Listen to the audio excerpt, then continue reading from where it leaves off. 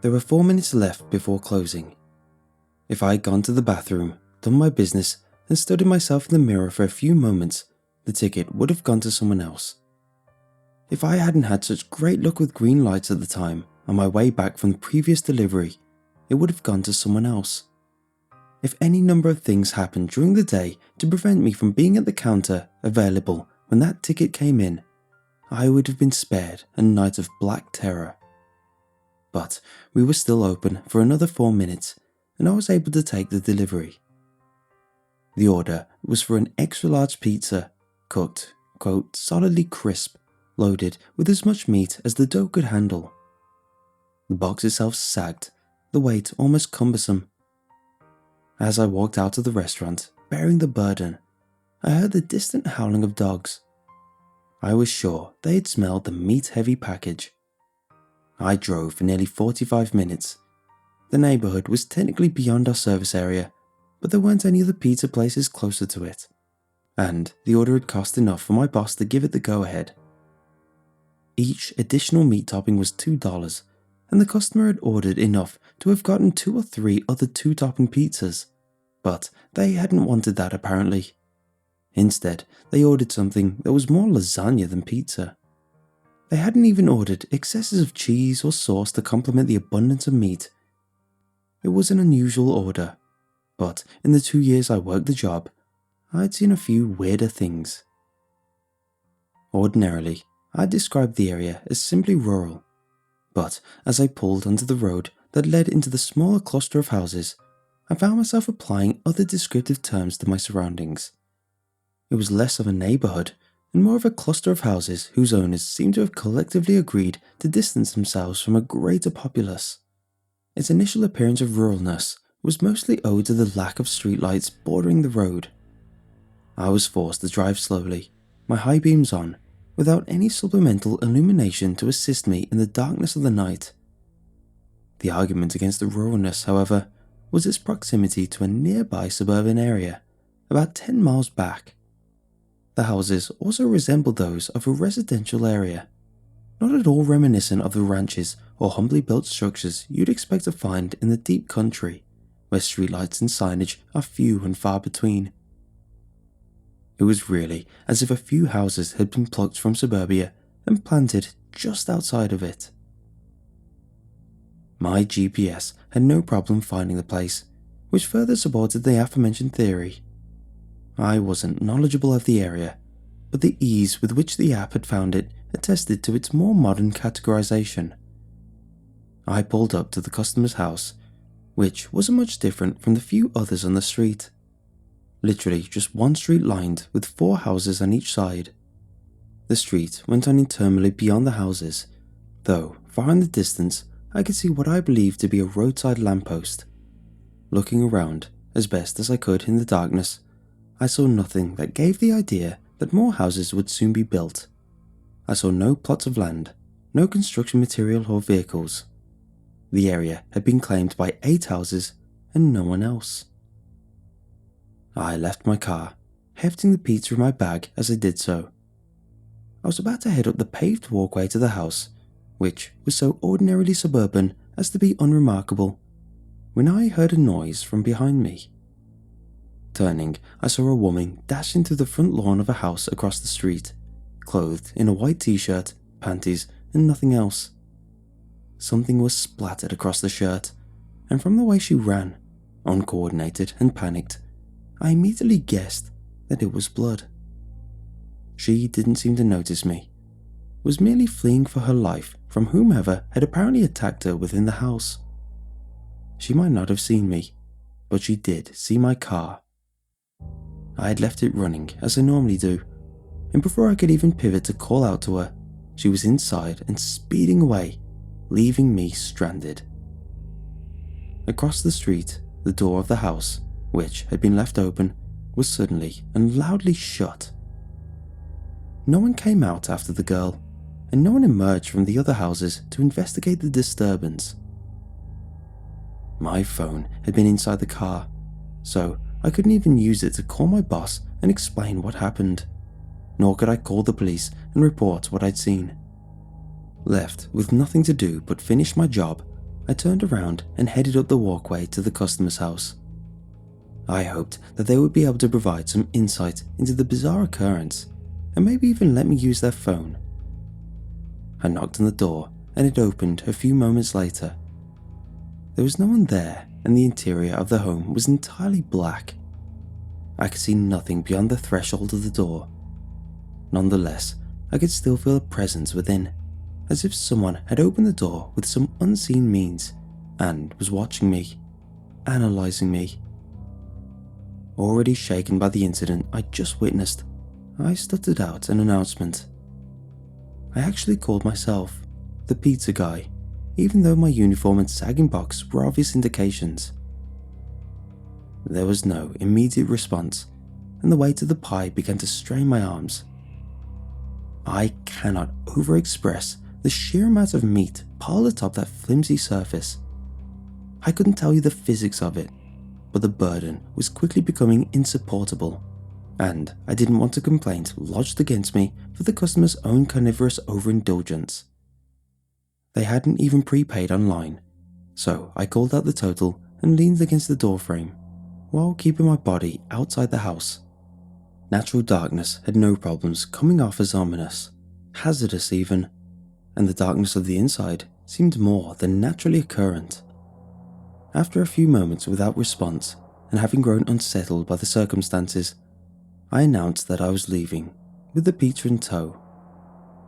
I couldn't imagine walking home with the weight, neither in my arms nor my stomach. But I wasn't going to end the night having lost my car and my job. I started to turn, but a whisper froze me in place. It had come from inside of the house, sounding as if it had issued from a mouth only a few inches away. But still, that seemingly depthless darkness showed nothing. I hadn't heard what the whisper had said, so I asked, "What?" and cringed at how pathetic my voice sounded.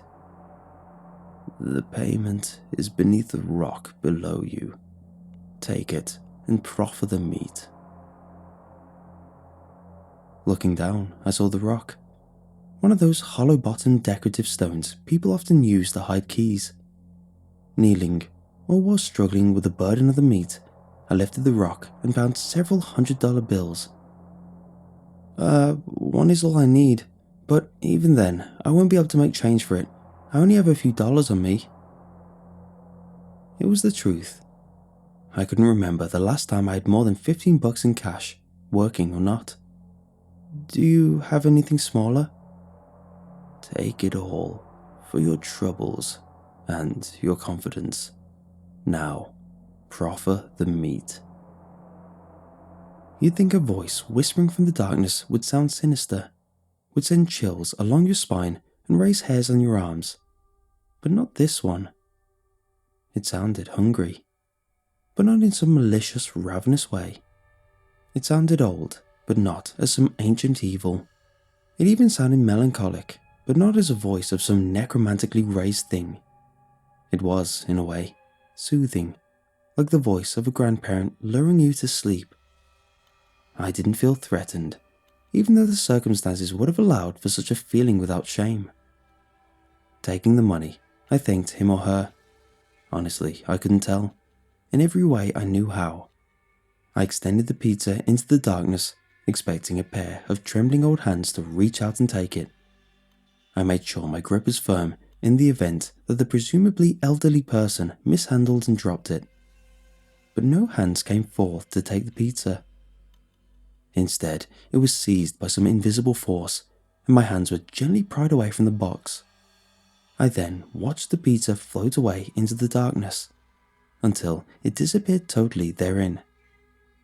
Again, had the voice not been so calming, I probably would have jumped away screaming.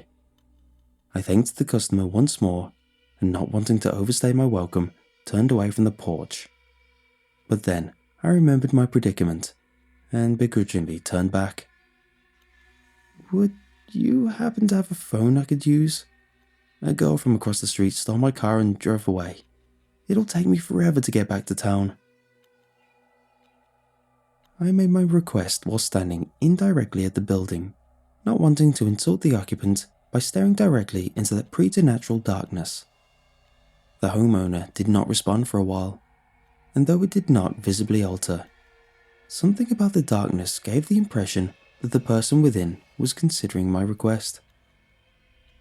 "Ah, you mean the woman who was a guest of my dear neighbor? Well, we here in this neighborhood do not meddle in one another's affairs. But I suppose if you intend to merely travel home and not infringe upon one's right to privacy, I could halt the progress of the vehicle. But you must promise me that you will not aid the thief in bringing unnecessary attention to the owner of the home across the street. If she is still in a position to request such assistance, simply take your vehicle and go. Will you promise me that?" I couldn't imagine how exactly the largely unseen entity could help me, although I couldn't imagine how they could be speaking so clearly and sound so close without being visible, nor could I think of a way for a pizza to have been taken into the home. I wouldn't consider myself stupid either. I knew that something bad had happened across the street and that the customer wanted to ensure the privacy of the matter, no doubt to preserve their own general privacy. The woman had looked terribly distressed, frightened enough to simply steal a car rather than go through the formality of asking for help. My conscience wouldn't let me abide by the customer's terms, but I agreed anyway, simply planning to offer her help once, if I came across her.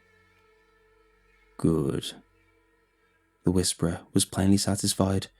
He believed I wholeheartedly agreed.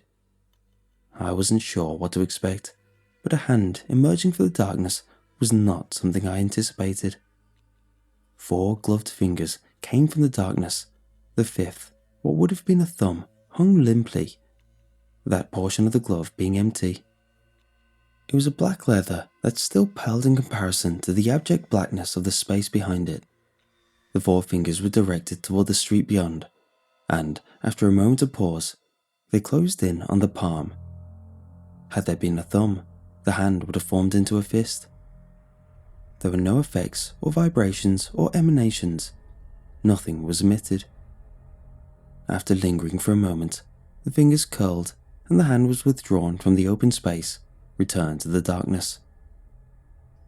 "You will find your vehicle down the road, though it will take a bit of time to come across it. Once there, abide by the terms of our agreement and make your way home." Despite the inexplicable demonstrations up to that point, I was sure that the customer hadn't actually done anything to the car or the woman who had stolen it. I offered up a half-hearted thanks, but before I could turn away, the hand re-emerged, this time carrying another bundle of hundreds. "Again, for your confidence." I accepted the money and added it to the other clump, making my pocket bulge. I figured I could at least use it to hitch a ride home. I thanked the occupant again, then left the property. I took only a brief glance at the house across the street, the one from which the girl had escaped. There was nothing revealing about its exterior, but it did give off a vague, repellent atmosphere. I continued on, passing by those other houses on that weirdly isolated street. Each seemed perfectly normal on the outside, and yet each had about it an atmosphere of gloom, ominousness, or some other forbidding yet unplaceable quality.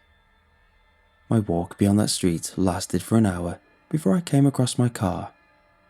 I found it parked just off the road, the front nestled in a small ditch. The lights were on. It had come to a stop mid-drive. I cautiously approached the driver's side, worried that I'd find the woman in a poor state. And boy did I. What I saw in the driver's seat was horrific. In my years of late-night horror movie marathons, I hadn't seen anything so gruesome, so mortally unsettling. After a considerable amount of time, the initial wave of horror passed, and I tried to piece together what had happened. The car wasn't damaged in any way that I could tell. The engine was still running. Peering beside her body, Trying not to look at the horrible state of her, I saw that there was still plenty of gas in the tank. No lights indicated any issue with the car's operation. The vehicle had simply come to a stop. When I finally accepted the reality of the situation, I knew that I could not report the incident or anything that happened that night to the police. I certainly couldn't tell my boss. As delicately as I could, I removed her body from the car and placed it in the ditch on the road. She had no identification, and due to the condition of her body, I can't provide a description of her face. As I settled into the car, I was reminded of the wad of cash in my pocket. It was preventing the door from closing. I removed it, took a single $100 from the clump, and wrapped the rest in a pair of earphones I had in my glove box, and left it on the road. I couldn't bear have the money any longer. I didn't need payment to keep the secret. Seeing the state of the woman was encouragement enough. Somehow, through some supernatural force, those 4 gloved fingers had reached across an expanse of miles and crushed the woman's head. Call me a coward or even a conspirator in a murder, but I won't risk the same thing happening to me by babbling about it to the authorities. I've given no specifics as to the location of that street around which the houses of the self-exiled have been erected, and I won't for anything. I drove away, leaving the body and the money behind. Once back at the restaurant, I attributed my prolonged absence to GPS troubles and gave the $100 bill to my boss.